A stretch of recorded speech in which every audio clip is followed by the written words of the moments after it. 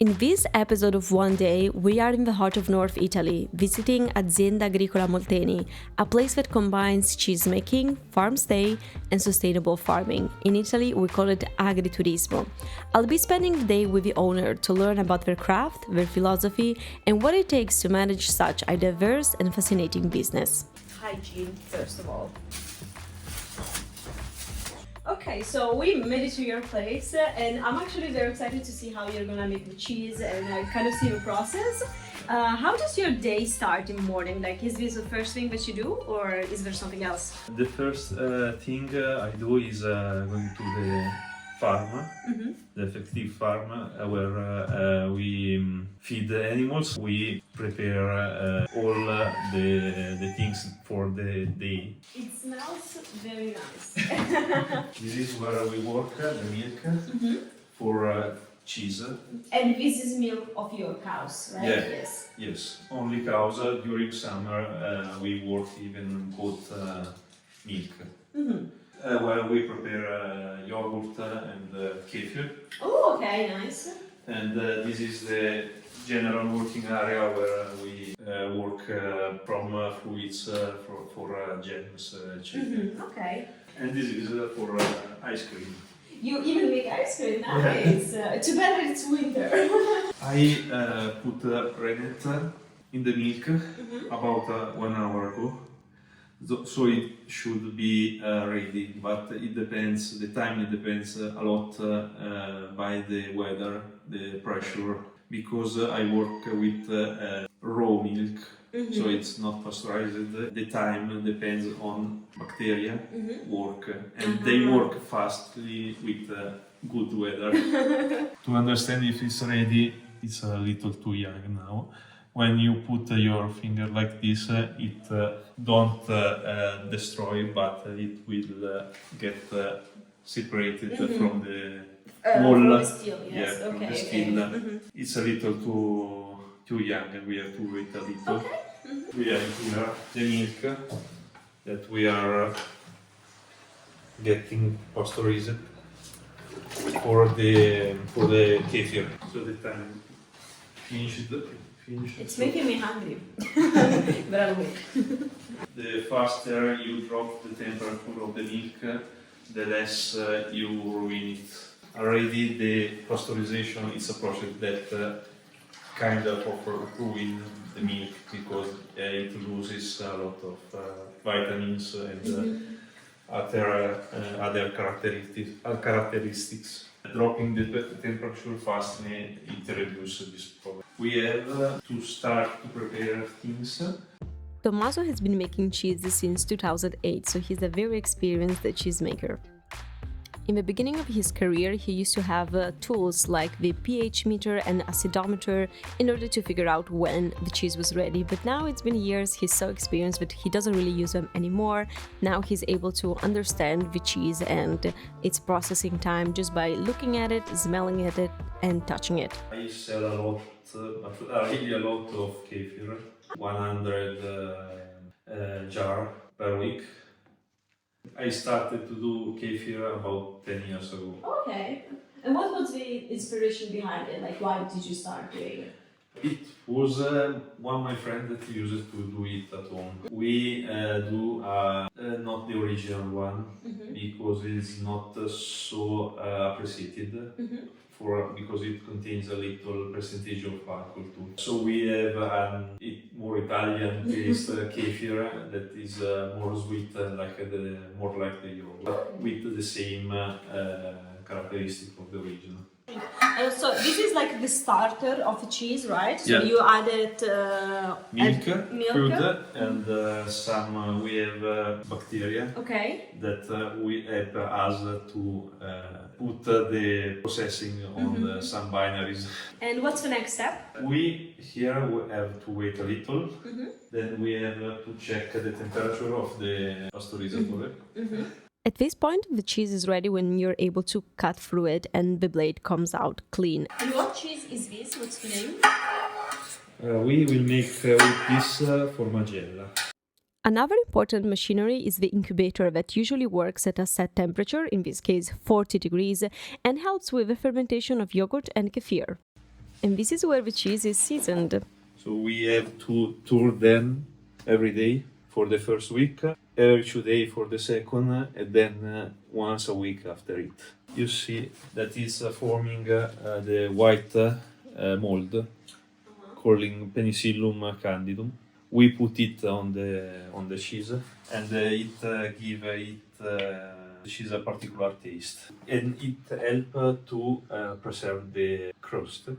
It will form Like a yellow crust, maybe? no, No. totally white. Totally white, okay. Yeah. And how long does it take? Depends on the weather.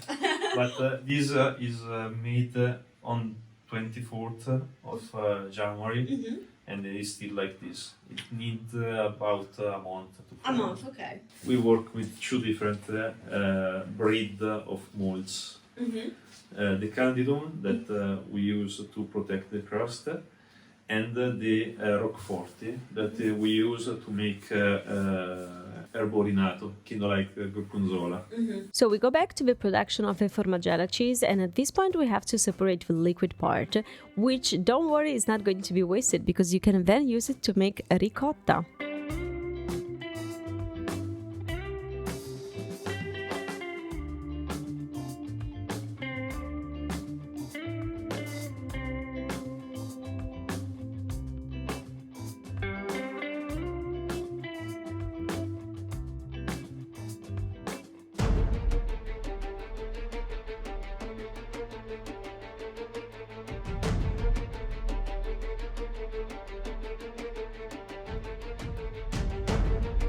So I finally got ready to actually help with the production of cheese, and in the meanwhile Tommaso is explaining to me that kefir is one of the most cost-efficient products. And now it's time to make ricotta, a product that is being sold for 12 euros per liter. Before COVID, I sold it for 9 euros per kilo. And now it's more because the cost of energy went up. And not only that, boxes, we sell this in the biodegradable boxes, and they went from 5 cents per unit to 25. That's a massive increase. So you just leave it there to rest a little bit and the shape kind of just forms itself, right? Yeah. Yes, you don't have to do No. In this big bucket there's the cheese that I will make, and Tommaso already put here the milk, the canned and the probiotics. So we are making primo sale, right? Yes. You can see it's ready because crude. Ah, okay, yes, like you did with It's the other one. a little younger, but it's okay. Cut with a cross, single cross. I go Yeah. just like that? Yes. I don't know what I'm doing, but okay. I hope that it's okay. Is it straight? Yeah, even if it's a little Crooked. crooked, it's okay anyway. Okay. Okay. Now we wait 5 minutes. Then we start to crack all the crude. Okay. I feel like a pro. I don't know what I'm doing, but I feel like a pro. We use this to remove the cream from the top of the milk when we need to do butter or mascarpone. Okay. Or we use it to cut for primo sale in taleggio. Okay. It's deeper than what I thought. Okay, and here. Sorry, it's a little. No, it's perfect, okay. Just like that? Yeah, and other two Here, like okay. this. Ooh, it's very squishy and it turns. You cut a little, then on the same side you are cutting, you keep, and you move on the other side. On the other side? Yes. Okay, like this, yes? Yeah? Okay. Ooh, this is a workout. Yeah. Quick cheese to make, but it's also quick to go waste. What's next? I go all? Yeah, you can also go. Go. Woo! That was a big piece. It has to be full. The serum of primo sale cannot be used to make ricotta, however, pigs find it delicious. Good luck. Oh my god, I'm gonna drop it! I'm not used to having things So, this big! if you drop it, we clean up.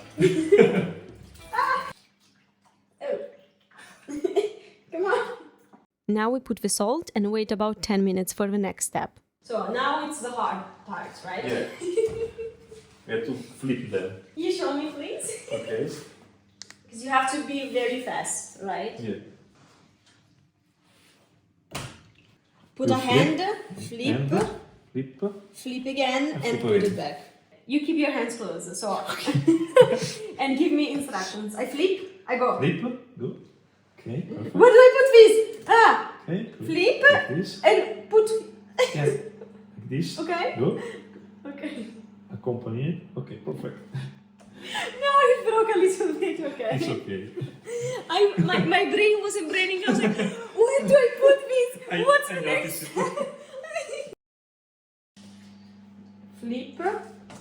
Flip, Yeah. and this on top. Yeah. Fits. Yeah. Ah, it's not fitting. Leave first. I broke it a bit. It's okay. I broke it a bit here. Oh! Yay! Time to add salt to the other side and wait a couple of hours. For lunch, we moved to Tommaso's Agriturismo, which is a typical Italian form of a stay where you have the accommodation and the restaurant.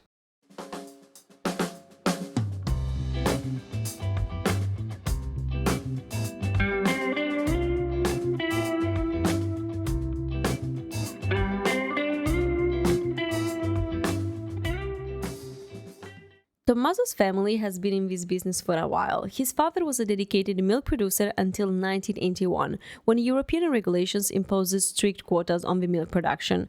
These quotas were introduced to address the structural oversupply on the EU market of the late 1970s and the early 1980s. As a consequence, many small-scale dairy farms, including Tommaso's father, were forced to close their doors. And then I opened in 2007 with one cow from a little pet with a friend, because we wanted to see if we could create something new, but only with one cow and only with the perspective to produce meat, only meat. And the following year, he started producing cheese since it was more cost efficient. 2010 when we started to produce ice cream, but it was always with 1-2 cows and 6-7 goats. We had this delicious lunch where most of the products were made directly by them, and then Tommaso showed me the accommodation part, so the establishment where they have rooms for guests that stay the night.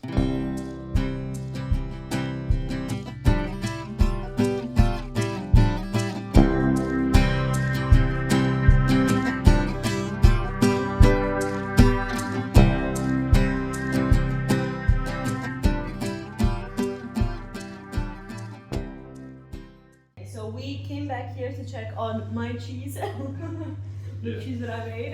It's ready. It's almost crazy to me to see how quickly it changes shape and everything. It's been just a couple of hours. Now I can just put them in the box and take them home with me. But honestly, it's really nice to see that the fridge is empty, because it means that you're able to sell out a lot and again not produce waste, right? Or Yeah, I mean after 30 years you learn how much to do, so you don't not make to too much. have waste. Okay.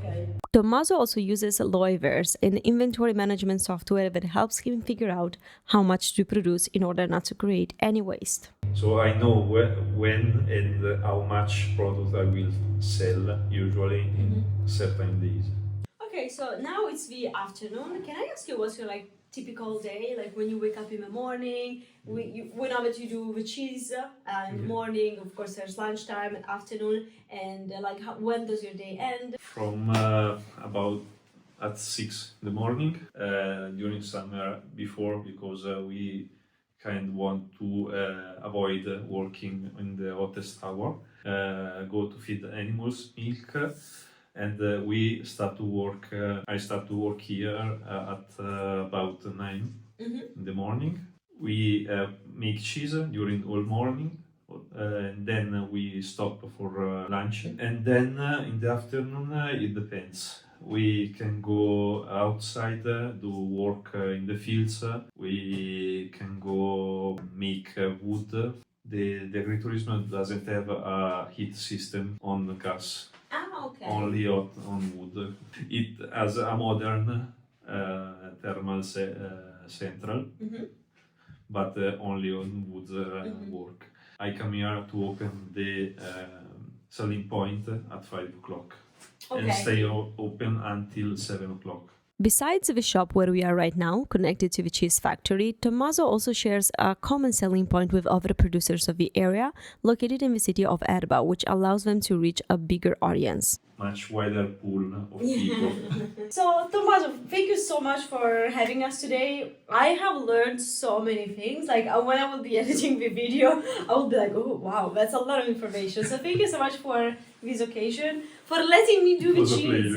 Like, I did cheese. I'm so happy about it. It was funny too. Yes. Thank you so much. Is there one last thing that you would like to say, maybe, to the people? If you want to visit us, we're ready. If you want to learn something about agriculture or cheese making, we are here.